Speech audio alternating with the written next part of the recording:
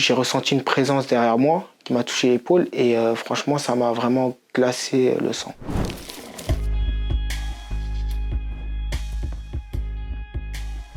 Je m'appelle Walid, j'habite dans le 92, à Fontenay-aux-Roses, dans une petite cité.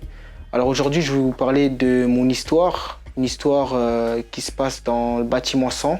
Alors c'est une personne qui est morte il y a de cela 4 ans. Il se passe beaucoup de phénomènes après sa mort. Dans son appartement, il y a des bruits de chaises, des choses qui bougent.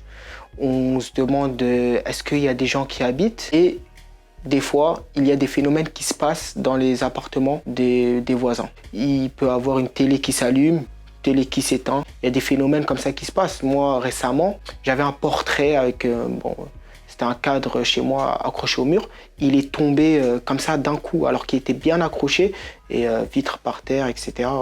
Alors ma mère a vécu des choses, des télés qui s'allument, qui s'éteignent, la radio qui s'allume comme ça, alors qu'on ne sait pas du tout d'où ça vient. Sinon, on entend des bruits dans la cuisine, la nuit. D'après les voisins, des couverts, des choses qui bougent. L'appartement juste en face, ils l'ont scellé. Il n'y a plus personne qui habite. Et là, l'appartement du défunt, ils ne l'ont pas encore scellé, mais comme je vous ai dit, il y a encore tous ses habits, tous ses vêtements, etc.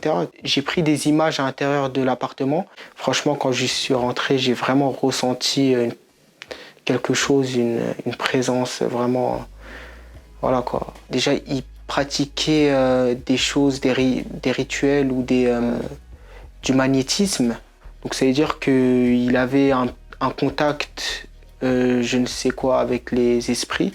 Et quand il est mort, il y a eu des phénomènes... des portes qui se claquent, la cage d'escalier qui sent pas bon, une odeur très nauséabonde. On a même entendu des cris d'enfants.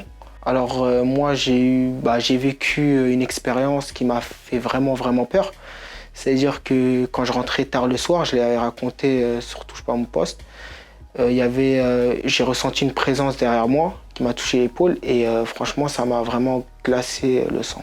Il y avait beaucoup d'avis racistes, etc. par rapport aux gens qui disaient bon, eux ils cherchent qu'à être relogés, j'aimerais bien qu'il y ait un fantôme dans toute la France, comme ça ils retournent en Afrique, etc. C'est des propos un peu, voilà quoi, c'est bête, mais ils y croient pas et moi je les comprends parce que voilà quoi, c'est normal. Mais faut être là pour y croire. Et on a reçu aussi beaucoup d'avis positifs, comme des gens qui y croient et qui nous soutiennent, etc. Et il y a eu une personne, bon je la connaissais pas parce que moi j'étais pas là, mais elle est venue demander après moi, etc. dans l'immeuble, etc. Et elle a dormi avec sa fille dans sa voiture pour m'attendre, pour me voir, je ne sais pas pourquoi. Et elle a filmé quelque chose dans le bâtiment. Elle a filmé quelque chose et elle a dit qu'il y avait des mains, elle a vu quelque chose dans la vidéo, etc. Et cette personne-là, on ne la retrouve pas, on ne sait pas où elle est, on ne sait pas qui c'est.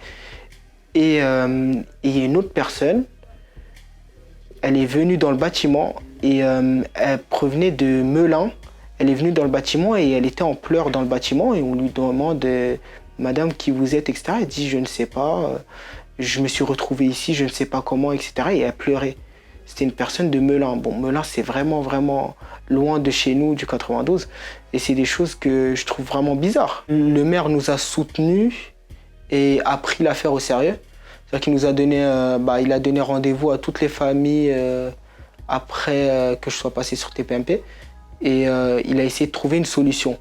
Maintenant, le maire, il a fait de son mieux. Il ne pouvait pas faire autre chose parce que nous reloger, c'est Hauts-de-Seine Habitat. C'est pas le maire. Le maire, il charge de passer les dossiers et après, il peut plus rien faire. Mais en tout cas, il a pris les choses au sérieux et il nous a beaucoup aidés. C'était après que je passe sur TPMP, il y avait une femme et un homme qui avaient un pendentif. Je savais pas ce que c'était. Bon, c'était une ficelle avec un pendentif. Ils essayaient de faire quelque chose dans le bâtiment. Mais après, tous les habitants du bâtiment, ils en avaient marre. Hein. Tous les jours, des journalistes, des gens qui veulent juste être curieux, des gens qui filment. Bon, c'est lassant au fur et à mesure du temps. Mais ces deux personnes-là, ils ont dit qu'ils ont ressenti quelque chose entre le troisième étage et le premier étage, dont le deuxième étage. S'il n'y aurait pas ce souci-là, ça ne nous dérangerait pas de rester 10 ans de plus, hein. Mais voilà, c'est vraiment ça qui pose problème à tous les habitants et ils sont vraiment, vraiment touchés par les phénomènes. Et après, si les gens ne me croient pas, je les invite à passer une soirée au deuxième étage dans l'appartement du défunt.